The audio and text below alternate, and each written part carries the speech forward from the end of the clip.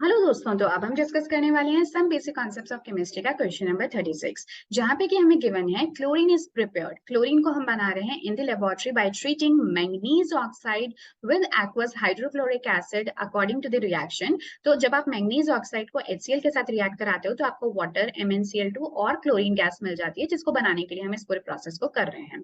So you are being asked that how many grams, कितना mass of HCl would require or will react with 5 gram of manganese dioxide. ठीक है, तो इतने सारे questions करने के बाद में ये क्वेश्चन जो है ये आपके बाएं हाथ का खेल होने वाला है, बिकॉज इसमें कुछ है ही नहीं, बहुत सिंपल क्वेश्चन है। देखो, आपको इन्फॉर्मेशन ऑलरेडी पहले से बैलेंस करके दे रखी है इक्वेशन, दिस इज 1। तो 4 मोल्स के लिए हमें कितना मोल रिक्वायर होता है? मैंगनीज ऑक्साइड का 1 मोल रिक्वायर होता है। ठीक है, तो आप क्या करोगे? तो जब 4 मोल्स HCl के लिए 1 मोल MnO2 रिक्वायर होता है। ठीक है, आपको पता है 1 मोल HCl का मास कितना होगा? HCl यानी कि क्लोरीन तो हो गया 35.5 और हाइड्रोजन का एटॉमिक मास हो गया 1 यानी कि 36.5। ये हो गया मोलर मास ऑफ HCl।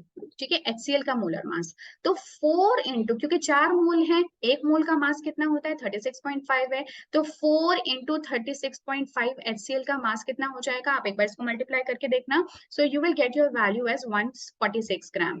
तो 146 ग्राम से आपको कितना मिलना चाहिए? MnO2 का मास आप निकाल लो। तो ये मैंने ऑलरेडी निकाल रखा है। तो ये कितना आ जाता है आपका? 86.9, जिसको कि आप राउंड ऑफ करके 87 ग्राम्स कह सकते हो। तो बेसिकली 4 मोल HCl से 1 मोल MnO2 का मिलता है। तो उस हिसाब से 146 ग्राम HCl से 87 ग्राम्स MnO2 का जरूरी रिक्वायर होता है। बट हमें कितना पूछा है? हमें तो बस 5 ग्राम मैंगनीज डाइऑक्साइड के लिए पूछा है। तो अब बताओ, 87 जो ग्राम्स है आपका MnO2 का, इसी को उल्टा करके लिख दो। 87 ग्राम्स जो है MnO2 का, that is required to react with 146 grams of HCl। इसी चीज को मैंने उल्टा करके लिख दिया। तो बताओ 5 ग्राम MnO2 के लिए कितना चाहिए होगा? कितना सिंपल सा क्वेश्चन है। 87 के लिए 146 HCl चाहिए, तो बताओ 5 के लिए कितना चाहिए होगा? So how will you do? 146 divided by 87 multiply by 5। तो बताओ, यूनिटरी मेथड से आपको इसका आंसर निकालना था। 8.39 ग्राम्स HCl वुड रिक्वायर। ठीक है, बहुत ही सिंपल क्वेश्चन था। आपको बस बैलेंस्ड केमिकल इक्वेशन को देखना था और यहाँ से आपको मासेस फाइंड आउट करने थे, सिंपल यूजिंग यूनिटरी मेथड।